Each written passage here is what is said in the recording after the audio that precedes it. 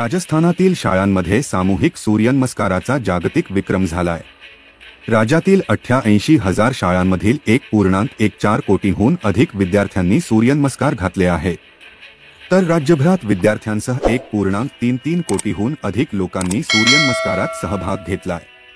सूर्य सप्तमीनिमित्त राजस्थानच्या सरकारी आणि निमसरकारी शाळांमध्ये आयोजित केलेल्या सूर्यनमस्काराच्या सामूहिक सराव कार्यक्रमात विद्यार्थ्यांसह 1.33 कोटींहून अधिक लोकांनी सहभाग घेऊन विश्वविक्रम केलाय। या विश्वविक्रमाची लंडनच्या वर्ल्ड बुक ऑफ रेकॉर्डनं नोंद घेतलीय।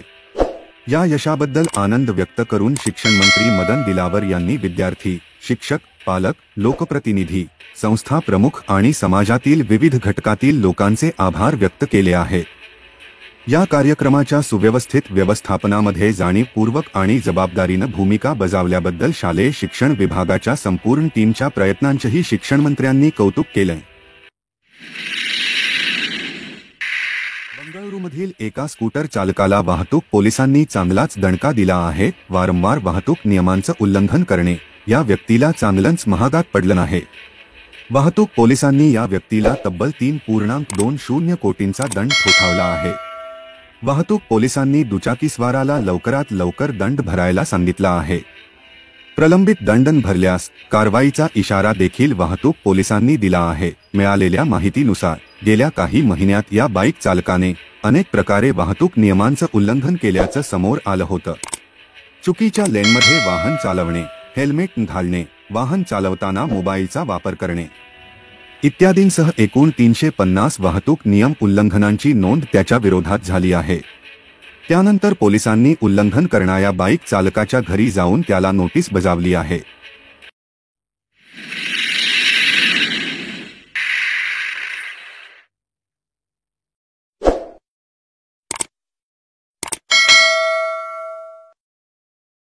शाळेची फी भरल्याने शाळा प्रशासनाकडून विद्यार्थ्यांची थेट पोलिसात रवानगी करण्यात आल्याचा संतापजनक प्रकार सोलापुरात उघडकीस आला आहे।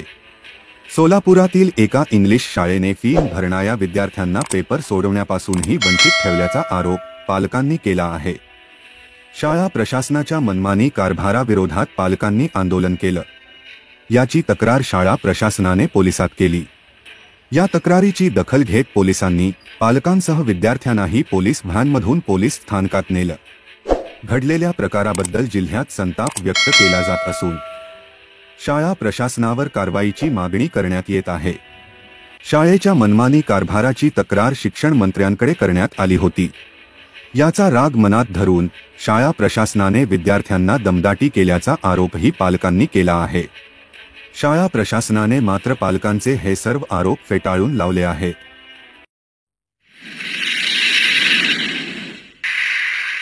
हैदराबादमध्ये भरदिवसा एका सोने चांदीच्या दुकानात चोरी झाली। दुकान मालकाच्या डोळ्यादेखत ही चोरी करण्यात आली आहे। ही संपूर्ण घटना सीसीटीव्ही कॅमेऱ्यात कैद झाली आहे। मिळालेल्या माहितीनुसार हैदराबाद शहरातील पट्टापागले येथील एका सोने चांदीच्या दुकानात ही चोरी झाली आहे। मलिकपेटच्या अकबर भागात असलेल्या किश्वा ज्वेलरी शॉपमध्ये ही घटना घडली आहे। दिवसा ढवळ्या 2 दरोडेखोरांनी दुकान मालकाला धाक दाखवत दुकानातील लाखो रुपयांचे सोने चांदीचे दागिने आणि रोख रक्कम घेऊन पोबारा केला आहे। या चोरीमुळे दुकान मालकाचे प्रचंड नुकसान झाले आहे। या चोरीचे सीसीटीव्ही फुटेज सोशल मीडियावर व्हायरल होत आहे।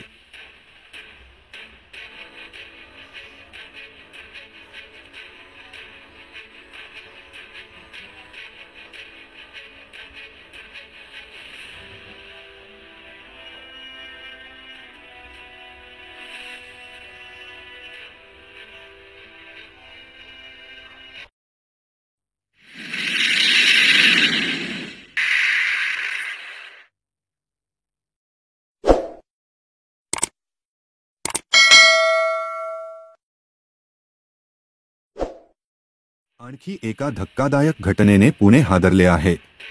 अल्पवयीन मुलीला वेश्या व्यवसायात ढकलल्याचा संतापजनक प्रकार समोर आला आहे। या प्रकरणी भारती विद्यापीठ पोलिसांनी एका पती-पत्नीला अटक केली आहे। पोलिसांनी दिलेल्या माहितीनुसार 17 वर्षीय तरुणीला 15 दिवस डांबून ठेवत तिच्यावर वारंवार बलात्कार करण्यात आल्याचे समोर आले आहे। वडिलांच्या आजारपणासाठी उसने घेतलेले पैसे दिल्याने अल्पवयीन मुलीला वेश्या व्यवसायात ढकलले. 15 दिवस तरुणीला घरात डांबून ठेवत तिच्याकडून जबरदस्तीने वेश्या व्यवसाय करून घेतला. इतक्यावरच थांबवा. आरोपींनी पुण्यातील 3 लॉजमध्ये पीडितेला नेले आणि तिच्यावर बलात्कार करण्यात आले. अल्पवयीन पीडित मुलीसोबत हा सगळा प्रकार मागील ऑक्टोबरपासून सुरू होता.